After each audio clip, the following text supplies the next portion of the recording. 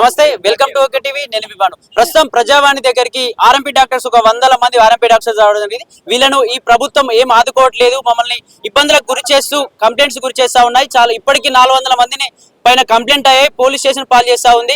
ఆ ప్రజల యొక్క గ్రామ స్థాయిలో ప్రజల యొక్క ఆరోగ్యాలు కాపాడే మేము ఈ పోలీస్ మెట్లు కోర్టు మెట్లు ఎక్కాల్సి వస్తుందని చెప్పేసి ఆవేదనతో ఒక 100 మంది ప్రజావానికి అయితే రావడం జరిగింది. వాళ్ళతో మాట్లాడదాం, ఎందుకు ప్రభుత్వం వీళ్ళ పట్ల ఇంత కర్కశత్వంగా ఉంటా ఉన్నదో సరే మాట్లాడే ప్రయత్నం చేద్దాం. అన్న చెప్పండి, ఏంది ప్రధాన సమస్య, ఏంది ప్రభుత్వం ఎందుకు ఇట్లా ఇబ్బందులకు గురి చేస్తుంది? ఎందుకు చేస్తుందంటే, మేము గత 4-5 దశాబ్దాల నుంచి మురికివాడలో కానీ, తర్వాత ఈ మన గ్రామీణ ప్రాంతాల్లో కానీ మరి మేము ఈ ప్రథమ చికిత్సను పేద ప్రజలకు అందిస్తూ జీవనోపాధి పొందుతున్నాం. అట్లాగే మా వంతుగా నిరుద్యోగం కూడా లేకుండా చేసుకుంటున్నాం.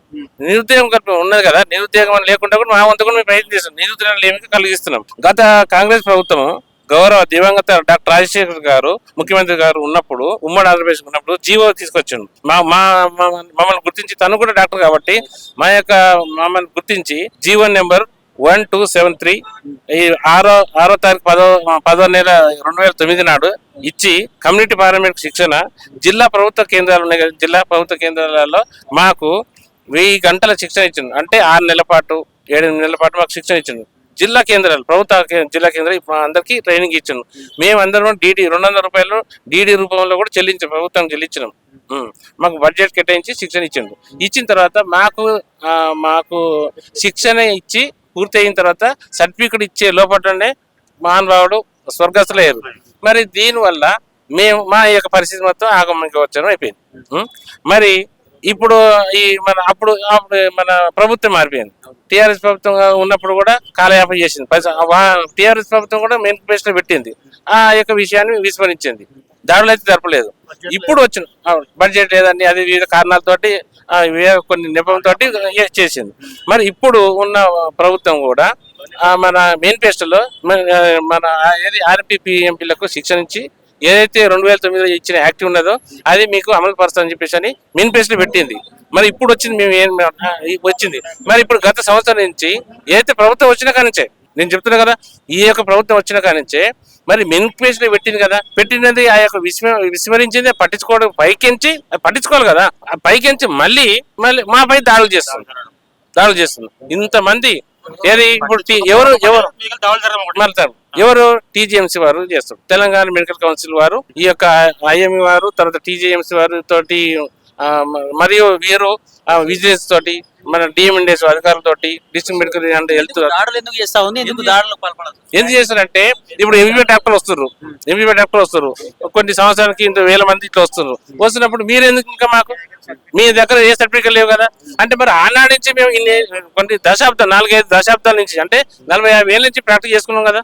మీరు అందరూ ఏ విధంగా ఆర్ఎంపీ వైద్యులు మాకంటే సీనియర్ వాళ్ళతోటే కదా మీరంతా జన్మించింది, మీరంతా వివిధ పోస్టులలో ఉన్నది, ఏకైక రాలేదు. మరి అలాంటప్పుడు ఇప్పుడు ఎప్పుడు లేని జీవో ఇప్పుడు 34 అని 35 అని చెప్పేసి ఎప్పుడు లేని జీవో తీసుకొచ్చేసి ఇప్పుడు చూపించేసి మమ్మల్ని అరెస్ట్ చేస్తున్నారు. తర్వాత ఎస్ఓటి వాళ్ళు, తర్వాత వారికి లేదు, TGS అరెస్ట్ చేస్తూ లేదు కాబట్టి DMNDS అధికారులతోటి, ఈ విజిలెన్స్ వారితోటి, ఎస్ఓటి వారితోటి మమైకమైపోయి మా అందరి మీద ఈ చేస్తున్నారు. అయితే మాలో తప్పలేదని అంటే, మాలో కూడా కొందరికి ఇప్పుడు 100లో ఒక 5% అట్లా 10% మా వాళ్ళ దాంట్లో కూడా లోపాలు ఉంటే వివిధ మన అధిక మా యొక్క నిబంధనలు ఉన్నాయి. మేము కూడా టర్మ్స్ అండ్ కండిషన్ పాటిస్తున్నాం. నిబంధన అధికరించిన వారిని మీరు వారి మీద పట్టుకోవచ్చు, కానీ అందరూ ఒకే గొడికి తీసుకొస్తే ఎట్లా? ఇది పద్ధతి కాదని చెప్పేసి మా యొక్క వాదన. ఇప్పుడు గత ప్రభుత్వం నుంచి ఇదే పరిస్థితి సార్, మీది ఇప్పుడు ఈ ప్రభుత్వంలోనే గత TRS ప్రభుత్వం అట్లనే చేసింది, కాలయాపన చేసింది, అప్పుడు కూడా మనం పట్టించుకోలేదు, మేనిఫెస్టో పెట్టి కూడా విస్మరించింది. ఇప్పుడు ఈ యొక్క ప్రభుత్వం కూడా మేనిఫెస్టో వీటిని కూడా విస్మరించింది. దాడులు ఎందుకు? మేము ఇప్పుడు 65,000 మంది పైన రాష్ట్ర వ్యాప్తంగా ఉన్నాం కదా, ఇప్పుడు రోడ్డు ఇప్పుడు DMNDS అధికారులు కలిసినాం, కలెక్టర్ ఆఫీసులు కలిసినాం, తర్వాత ప్రతి ఒక్క మంత్రి ఆరోగ్య శాఖ మంత్రి గారు కూడా కలిసినాం, తర్వాత ప్రతి ఒక్క MLC వారు కలిసినాం, అందరు ఎమ్మెల్యే అందరూ కలుసుకోండి, అందరికీ కాలు మొక్కేదాకా అంతగానో పాదైనా కూడా లాస్ట్కి గవర్నర్ గారు కూడా మన రాష్ట్ర ఈ యొక్క ప్రధాన పౌరుడు మన గవర్నర్ గారు కూడా కలిసి కూడా చెప్పుకున్నా కూడా గవర్నర్ కావచ్చు అధికారులు మీ పరిధిలో మీరు ఉండండి మేము పరిశీలిస్తాం, మీ పరిధిలో మీరు ఉండండి మేము పరిశీలిస్తాం. ఇంక ఇట్లా చెప్పబట్టి ఈ గత సంవత్సరం నుంచి దాడులు చెప్తున్నారు. ఇప్పుడు మేము అందరు కలిసి కూడా 5-6 నెలలు అవుతుంది, అయినా కూడా ఈ దాడులు చెప్తున్నాను. ఇప్పుడు మనం కేసులు బుక్ చేస్తాం, మరి ఇప్పుడు మళ్ళీ హాస్పిటల్ తీయద్దు, క్లినిక్ తీయద్దు. అతిక్రమించిన వారిని పట్టుకోండి, కానీ మామూలుగా ఏదో ఫస్ట్ ఎయిడ్ చేసుకొని జీవనోపాధి పొందుతున్నప్పుడు, నిరుద్యోగం లేకుండా మేము మా వంతుగా మేము చేస్తున్నప్పుడు మరి మీరు ఎందుకు చేయాలి? మేమందరూ ఇప్పుడు ఏకైక ఈ వయసులో మేము ఏం చేసుకుని బతకాలి ఇప్పుడు? అయితే మన ఒక డిఎంఎన్ఎస్ అధికారి ఏమంటారంటే కిరాణా షాప్ పెట్టుకుని బతుకోయా, ఇప్పుడు మీ కిరాణా షాప్ పెట్టుకుని బతుకుని అంటారు. అయితే ఇప్పుడు మేము ఏమంటారంటే ఈ విధంగా మరి ఈ యొక్క దాడులు చేయడం వల్ల భయభ్రాంతికి గురయ్యి మా తోటి వైద్య మిత్రులు ఆత్మహత్య చేసుకునే ప్రయత్నాలు ఉన్నాయి, ఆత్మహత్య చేసుకున్నారు కొందరు ఉన్నారు. మరి ఈ విధంగా అందుకే ఏమంటారు అంటే ఇప్పుడు ఇక్కడ మన ఈ యొక్క ప్రజావాణిని దృష్టికి తీసుకొస్తే మరి ఏమన్నా ఫలితం వచ్చిన వస్తే ఇప్పుడు ఏమైందంటే ఎన్నికల అభ్యర్థి మేనిఫెస్టోలో ఆర్ఎంపీ పిఎంపీ వైద్యులకు శిక్షణ ఇచ్చి 2009 యాక్ట్ ని అమలు చేస్తామని చెప్పేసి హామీని చేస్తామని అన్నారు కదా, ఆ యొక్క హామీని నెరవేర్చాలని మాపై తెలంగాణ రాష్ట్ర వ్యాప్తంగా ఉన్న మన రాష్ట్ర మెడికల్ కౌన్సిల్ ఆకస్మిక తనిఖీలు దాడులు వెంటనే నివారించడం కొరకై ఇప్పుడు వచ్చి కలిసినాం. ఇదే మొదటిసారి వచ్చింది. లోపల అధికారులు ఇచ్చిన తర్వాత స్పందించాను, కూలంకలు స్పందించి చెన్నారెడ్డి గారు ఏది ప్రణాళిక సంఘ ఉపాధ్యక్షుడు శ్రీ గౌరవనీయులు జి చెన్నారెడ్డి గారు స్పందించేసి మా యొక్క ఈ యొక్క సమస్య విని వెంటనే టీజీఎంసీ చైర్మన్ మహేష్ కుమార్ గారితో మాట్లాడిన తర్వాత ఇక మన ఎండార్స్మెంట్ చేశారు. మన తర్వాత మీరు కూడా మరొకసారి ఆ టీజీఎంసీ కూడా కలండి, నేను మాట్లాడినా చేసిన ఇక నుంచి మీపై దాడులు జరగాలని చెప్పేసి మాకు హామీ ఇచ్చిండు. వారికి మరి ధన్యవాదాలు తెలియజేస్తున్నాం. మరి నిజంగానే ఇప్పుడు ఇక్కడికి వచ్చిన తర్వాత పెట్టిన కేసును ఎత్తివేయాలి. ఫస్ట్ డిమాండ్ ఏంటంటే దాదాపుగా 450 పైన చీలకు రాష్ట్ర వ్యాప్తంగా కేసులు జరుగుతాయి, కేసులు అయినాయి. ఇప్పుడు ఎట్లా ఇక్కడికి వచ్చిన తర్వాత చిన్నారెడ్డి గారికి మీ ప్రాబ్లం చెప్పేసారు, ఇట్లా పరిష్కారం అవుతుంది అనిపిస్తుంది? పరిష్కారం అవుతుందని చెప్పేసి హామీ ఇచ్చింది కాబట్టి నమ్మకం కలిగింది ఇప్పుడైతే కుదిరింది. ఇక తదుపరి చర్యలు అనేది ఇప్పుడు తెలియదు. ఇప్పుడు మాత్రం హామీ ఇచ్చిండు, మా ముందు మాట్లాడిండు, మా దృష్టికి రాలేదని చెప్పేసి చిన్నారెడ్డి గారు ఇప్పుడు తెలియడం జరిగింది. సరే ఇప్పటికే మరి ఇప్పుడు ఈ పేపర్ రూపంగా ఏదైతే ఇచ్చిండో అయినా కూడా ఇట్లా అయితే ఇది కాలేదు, దరఖాస్తు చేయడానికి ఇక లోకల్ ఉన్న వాళ్ళు వచ్చినాం. ఇక రాష్ట్ర వ్యాప్తంగా ఉన్నట్టయితే ఇక మరి ఇంకా ఎక్కువనే మరి ఇది ఇప్పటితోటి దాడులు ఆపేసేసి మాకు తగిన ఏదైతే పారామెడికల్ శిక్షణ ఇచ్చారో ఇచ్చి మాకు కాస్త గుర్తింపు ఇవ్వాలని మేము కోరుతున్నాం. అంతే, మేము మాకు ఎంపీ డాక్టర్ పట్ల ఏమంటలేము, ఇంకా వేరే మాకు జీవన వృత్తి మాకు గుర్తింపు అని కాస్త మా పరిధి మేము చేసుకుంటాం, పరిధి దాటిన వారిని మీరు ఏమైనా శిక్షించుకోండి, అదే చెప్తాం. మేము ఈ ఏజ్ లో బయటకు ఏం వర్క్ చేయగలుగుతాం? ఈ ఏజ్ లో ఇప్పుడు 55 పైన 60, 70, 75 సంవత్సరాలు ఉన్నారు ఒక్కొక్కరు. ఇప్పుడు మమ్మల్ని బంద్ చేసుకోమంటే ఏ వృత్తి చేసుకుంటాం? కిరాణా షాప్ చేసి బతకగలుగుతామా? లేదు, మాకు ఏంటంటే మీరు లిమిటెడ్ గా చేసుకొని ప్రాక్టీస్ చేసుకోండి అంటే అదే పద్ధతిలో మేము మా అధ్యక్షుల వారి ఆధీన ప్రకారం అదే పద్ధతిగా మేము అదే లిమిటెడ్ గా ప్రాక్టీస్ చేస్తున్నాం. అయినా కూడా మాపై దాడులు చేసి మాకు భయభ్రాంతులను చేసి మమ్మల్ని రోజు నరకం అనేది చూపిస్తున్నారు. మాకు రావడం, స్టెథోస్కోపులు తీసుకోవడం, బీపీ ఆపరేటర్లు తీసుకొని పోలీస్ స్టేషన్ లో పెట్టడం, పోలీస్ స్టేషన్ బెయిల్ కోసం తిరగడం. మా పరిస్థితి ఎట్లయిందంటే అగమ్య గోచరం అయిపోయింది.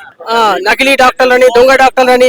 ఇంతకు ముందు ఎంబీబీఎస్ డాక్టర్ లేనప్పుడు ఊర్లో ప్రతి ఒక్క ఊర్లో కూడా ఆర్ఎంపీ లేని విలేజ్ లేదు, ఆర్ఎంపీ లేని డాక్టర్లు ఉంటారు. రాత్రి వర్షం పడ్డా కూడా వర్షంలో తడుచుకుంటూ కూడా బనీను లుంగి మీద కూడా ట్రీట్మెంట్ చేసిన రోజులు ఉన్నాయి. ఇప్పుడు కేసీఆర్ ప్రభుత్వం ఉన్నప్పుడు డెలివరీస్ గురించి గవర్నమెంట్ హాస్పిటల్ కొంచెం డెవలప్ అయింది. అంతకుముందు ఆయమ్మలను పట్టుకొని ఊర్లలో డెలివరీ చేసిన ఎవరు? ఆర్ఎంపీలో చేసారు. మరి ఇప్పుడు ఈ ఆర్ఎంపీలను దొంగ డాక్టర్లు, నకిలీ డాక్టర్లు ఎంతవరకు వాస్తవము? గ్రామ స్థాయిలో కూడా మీరు చాలా మంది ఏ అర్ధరాత్రి అయినా ఏ ఇబ్బంది వచ్చినా ప్రజలకి ఫస్ట్ గుర్తొచ్చేది వాళ్ళకి ఆర్ఎంపీ డాక్టర్లు గుర్తొస్తారు. ఏ హాస్పిటల్కి పోయినా డాక్టర్స్ అందుబాటులో ఉండరు దాదాపు ఏ నైట్ అయినా. మీరు ఎక్కువ హెల్ప్ చేసేది, మీరు ఇట్లాంటి వైఖరి ప్రభుత్వం చేయడం బట్టి ఎట్లా అనిపిస్తుంది? మేము అసలు డబ్బులు కూడా అడగం. రాత్రి 12 గంటల రాత్రి పేషెంట్ అని చూడం. మేము మాకు కావలసిన వ్యక్తిగా భావించి ఆయన బాధను మా బాధగా భావించి మాతోని కాకపోతే వేరే హాస్పిటల్ వాళ్ళతో పాటు వెళ్ళి వాళ్ళ ప్రాబ్లం క్లియర్ చేసేవాళ్ళం. ఇటువంటి వాళ్ళను దొంగ డాక్టర్లు, నకిలీ డాక్టర్లు అనడం ఎంతవరకు వాస్తవము? ఈ విషయం ఈ ఆర్ఎంపీలను ఫేక్ డాక్టర్లు అనడం అంటే ఎవరో ఉంటుండొచ్చు, 100కి 10 మంది ఉంటే అందరినీ 100 మందిని ఒకటి దగ్గర కట్టడం అంత వాస్తవం మంచిది కాదు. అది ఆ 10 మందిని తీసుకోండి, మేమే అంటున్నాం, మేము కూడా చెప్తున్నాం ఇప్పుడు గ్లూకోజులు పెట్టద్దని చెప్తున్నాము, ఇంజక్షన్లు ఇవ్వద్దని చెప్తున్నాము, యాంటీబయాటిక్స్ ఇంజక్షన్స్ ఇవ్వద్దని చెప్తున్నాము. మీరు ఓన్లీ పట్టీలు కట్టుకుంటే కూర్చొని అంటే ఓన్లీ పట్టీలు కట్టుకుంటే ఎట్లా కూర్చుంటారు? మేము ఇప్పుడు కాదు, గత 30 ఇప్పుడు నా సొంతంగా 30-35 సంవత్సరాల నుంచి ప్రాక్టీస్ లో ఉన్నా. ఊర్లో కూడా 15 సంవత్సరాలు చేసినాం, 24 గంటలు వర్కింగ్ చేసినాం. మేము రాత్రి అర్ధరాత్రి డోర్ కొట్టగానే మేము పోయి వాళ్ళకి ట్రీట్మెంట్ చేసినాం. ఇప్పుడు ఇప్పటికైనా ఎవరైనా చేయగలుగుతారా? గవర్నమెంట్ హాస్పిటల్ ఎవరైనా డాక్టర్ వచ్చి చేయగలుగుతారా? ఇది మా వేదన. ఒక ఫ్యామిలీ మెంబర్ లాగా వాళ్ళని చూసుకుంటే పైసలు లేకుండా డబ్బుల గురించి అసలే ఆలోచించాం. గవర్నమెంట్ నిర్ణయించిన ప్రతి ప్రోగ్రామ్ కు మేము అటెండ్ అయినాం. హెచ్ఐవి అయితేంది, టీబీకి సంబంధించింది అయితేంది, ఎయిడ్స్ ర్యాలీలు ఇటువంటివన్నీ మేము పాల్గొన్నాం. గవర్నమెంట్ హాస్పిటల్ ఏరియా వైజ్ గా అరేంజ్ చేసినప్పుడు మేము డెలివర్లకు రెఫర్ చేసినాం. మీరు ఆడికి ఓన్లమ్మా ఫ్రీ అవుతుంది, ఒక కార్డు తీసుకోండి, ఏ టైం నొప్పి వచ్చినా పోండి, 24 hours సర్వీస్ వాళ్ళు కూడా ఇస్తున్నారు అని అట్లా కూడా చెప్తున్నాం. మేము ఉన్నది అంతా స్లమ్లా, ఫ్లోర్ క్లీనర్స్, వాచ్మెన్ డ్యూటీ చేసేటోళ్ళు, లేబర్ అటువంటి దాంట్లో ఉండి పనిచేస్తాం. క్వాలిఫైడ్ ఇప్పుడు సాఫ్ట్వేర్లు ఉన్నారు, వాళ్ళు మా దగ్గర రమ్మంటే పెద్ద బోర్డు పెట్టినా రారు, మేము ఇవ్వలేం ట్రీట్మెంట్, వాళ్ళు నెట్లో చూసుకొని వెళ్ళిపోయే వాళ్ళు ఉన్నారు. అటువంటిది మేము చేసేది పేదలకే చేస్తున్నాము. ఈ రోజు కాదు, మేము పోయినప్పుడు ఆ ఏరియాలో ఒక 80 గజాలకు ఒక గుడిసె వేసుకొని ఉన్నారు. నైట్లో కరెంట్ స్తంభాలు లేవు, దీపాలు పట్టుకొని టార్చ్ లైట్ పట్టుకొని పోయి వాళ్ళని చూసి వచ్చిన రోజులు ఉన్నాయి. గవర్నమెంట్కు మేము ఈ రోజు ఆశా వర్కర్లు చేసినట్టు ఆ రోజు మేము పనిచేసినాం.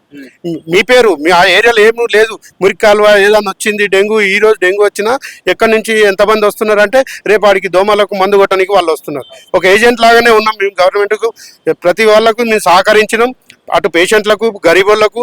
మేము ఈరోజు తెల్లంగా వేసుకుంటున్నామంటే బయట చేస్తే 10,000 ఇస్తే మేము ఆడ పొద్దంతా కూర్చొని డబల్ డ్యూటీ చేసినట్టు 20,000 సంపాదిస్తున్నాం కావచ్చు. మేము గవర్నమెంట్కు ప్రెషర్ చేయలేదు, పేషెంట్కు ప్రెషర్ చేయలేదు. వచ్చిన వాళ్ళు నొప్పి చెప్పిండ్రు, తక్కువైనాక పైసలు అడిగినాం. టోకన్ ఇచ్చి పైసలు, బెడ్ ఛార్జ్ పైసలు 3,000 2,000 కట్టమని మేము అడగలేదు.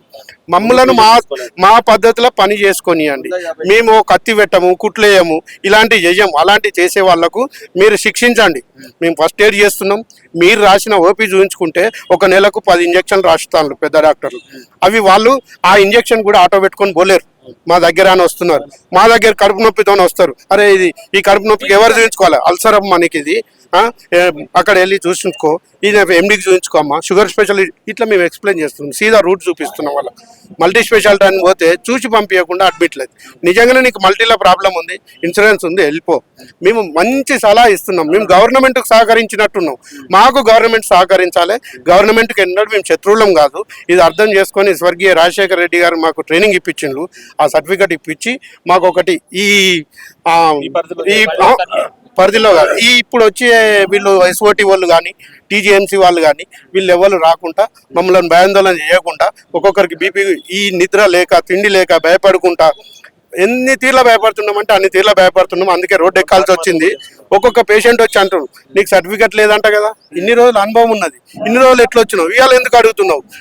ఈ సోషల్ మీడియాలో వచ్చినాయి అవన్నీ చూసి దొంగ డాక్టర్లు, నకిలీ డాక్టర్లు, ఇన్ని రకాల మాటలు పడలేకపోతున్నాం. ఇదివరకు నమస్తే పెట్టేవాళ్ళు, ఇప్పుడు ఆ నమస్తే కూడా కరువు అయిపోతున్నాం. అనవసరంగా బట్టలు ఇప్పి బర్వాత నిలబెట్టే పరిస్థితి తీసుకొస్తున్నారు. ఇలాంటి పరిస్థితి రావద్దని మేము ఇక్కడికి వచ్చేసినాం. ఓకే, ఇక్కడికి వచ్చిర్రు మీరు, అయినా మీ ప్రభుత్వం మీ పట్ల స్పందించకపోతే నెక్స్ట్ మీ కార్యాచరణ ఎలా ఉండబోతుంది? ఆందోళన అనేది కాదు, గవర్నమెంట్ ఎట్లయినా మా తరఫున చేస్తుంది. ఆల్రెడీ ట్రైనింగ్ చేసి ఉన్నాము. గవర్నమెంట్ ఏదైనా విధానం, గవర్నమెంట్ ఈ రోజు కాదు ఏ రోజైనా మీ వల్ల ప్రజలకు నష్టపోతున్నారు వాళ్ళు అని అంటే ఆ రోజు బంద్ చేయడానికి మీరు ఒక జీవో తీసి మామూలు వీళ్ళని గుర్తింపు చేస్తే మాకు కూడా అప్పుడు మళ్ళీ బ్రతకడానికి కూడా మీరే ఏదైనా దారి చూపెట్టాలి. మీ అంతకు మీరు బతుకుపోవాలని బజార్లో పంపించొద్దు. అది అంతేగాని మేము ఇంకా ఆందోళన చేయడానికి రాలే, అడుక్కోనికి వచ్చినాం, పర్మిషన్ అడుక్కోనికి వచ్చినాం. ఎవరైతే మమ్మల్ని ఇబ్బంది పెడుతున్నారో వాళ్ళని ఆపమని వచ్చినాం. అంతేగాని గవర్నమెంట్ కు విరుద్ధంగా నచ్చేటోళ్ళం కాదు. ఈ చేత ఓటేసి అదే చేత పోటీ వచ్చేటోళ్ళం కాదు. మాకేదైనా న్యాయం చేయమని వచ్చినాం. ఓకే, థ్యాంక్ యూ అన్న. ఇక్కడ ఆర్ఎంపీసీ యొక్క వాళ్ళ ప్రాబ్లం చూసుకున్నట్టయితే మేము ఎప్పుడైనా ప్రభుత్వానికి సహాయంగానే ఉన్నాం. ఎప్పుడు గవర్నమెంట్ ఇచ్చిన నిబంధనలు ఎప్పుడు కూడా వ్యతిరేకించలేదు. వారు ఇంజక్షన్స్ ఇవ్వమని చెప్పారు, ఇంజక్షన్ కూడా మేము తగ్గించుకున్నాం. గ్లూకోజ్ పెట్టకమని చెప్పారు, గ్లూకోజ్ మేము తగ్గించుకున్నాం. ఏదైతే పేషెంట్స్ కి మేము ఒక గ్రామంలో ఒక ఫ్యామిలీ లాగా పనిచేసే వ్యక్తులం. ఏ అర్ధరాత్రి అయినా పేషెంట్స్ వస్తే మా నిద్రాహారాలు కూడా మానుకొని చెప్పేసి మేము వాళ్ళకి హెల్ప్ చేసే వాళ్ళం. గవర్నమెంట్ ఇట్లాంటి వాటికి పాల్పడడం, ఏదో ఈ 100లో 5% మంది సరిగా నిబంధనలు పాటించకపోతే ఈ 100 మందిని మందిని కూడా అరెస్ట్ చేసి ఇబ్బంది పెట్టడం కూడా కరెక్ట్ కాదని చెప్పేసి ఆవేదన చెందుతా ఉన్నటువంటి పరిస్థితి.